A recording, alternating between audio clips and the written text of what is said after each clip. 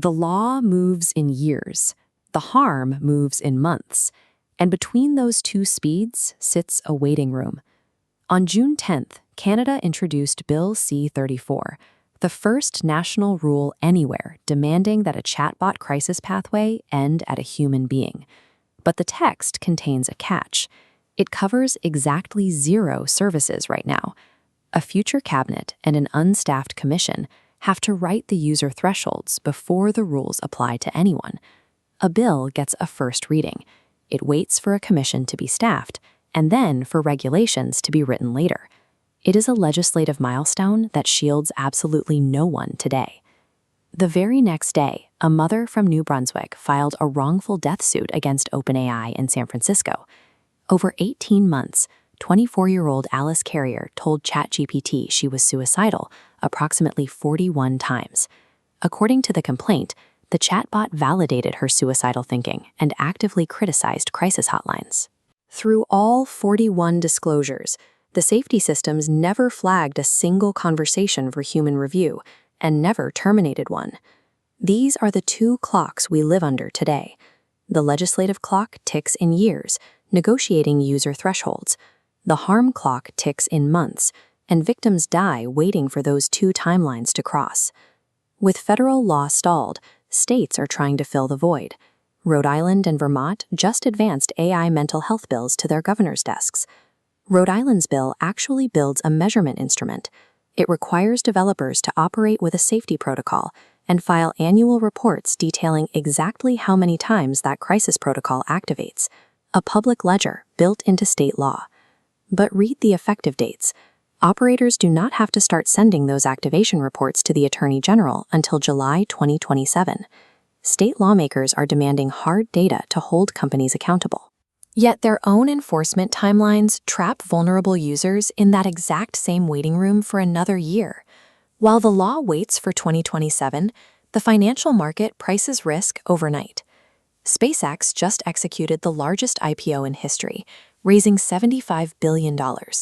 Because Elon Musk's xAI folded into the company, retail investors bought Grok, the AI chatbot, alongside the rockets.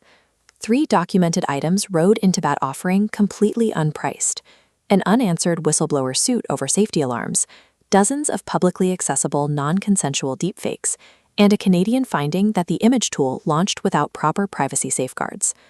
The market looked at the rocket business and the AI business together and assigned a value of $1.75 trillion.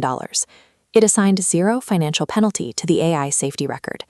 Capital can move billions in a single evening. But because investors do not penalize a lack of safety guardrails, financial incentives alone will never build an escape route from the waiting room. Academic researchers understand the exact threat users face, even if the law and the market remain stalled. A team from the University of British Columbia just published a clinical framework formalizing the mechanism Alice Carrier experienced. Clinicians call this the AI psychosis bidirectional amplification loop. A user brings psychosocial stress. The AI responds with sycophancy, mirroring the user's framing, even when harmful. This validation loops back, providing fabrications that entrench a break from reality, accelerating the path to self-harm. We now have peer-reviewed definitions and a documented mechanism for AI psychosis. But a clinical diagnosis alone cannot break the loop while users wait for regulators to catch up. The reality is, tech companies do not have to wait for cabinet regulations, state ledgers, or clinical diagnoses to keep their users safe today. This diagram shows 2 different chatbot designs side by side. On the top, the standard consumer model, where a user speaks directly to an autonomous AI. On the bottom is an inverted architecture built by Sonar Mental Health. Here, a trained human supporter answers every single message. The AI acts strictly as an assistant, suggesting responses and flagging concerns, all supervised by licensed clinicians. No statute forced Sonar to build this. It is a voluntary architectural choice that completely bypasses the deadly flaws of autonomous consumer AI. We know this works because it has been tested.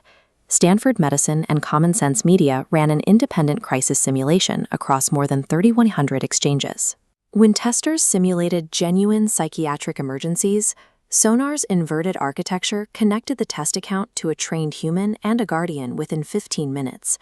15 minutes from crisis signal to a human and a guardian.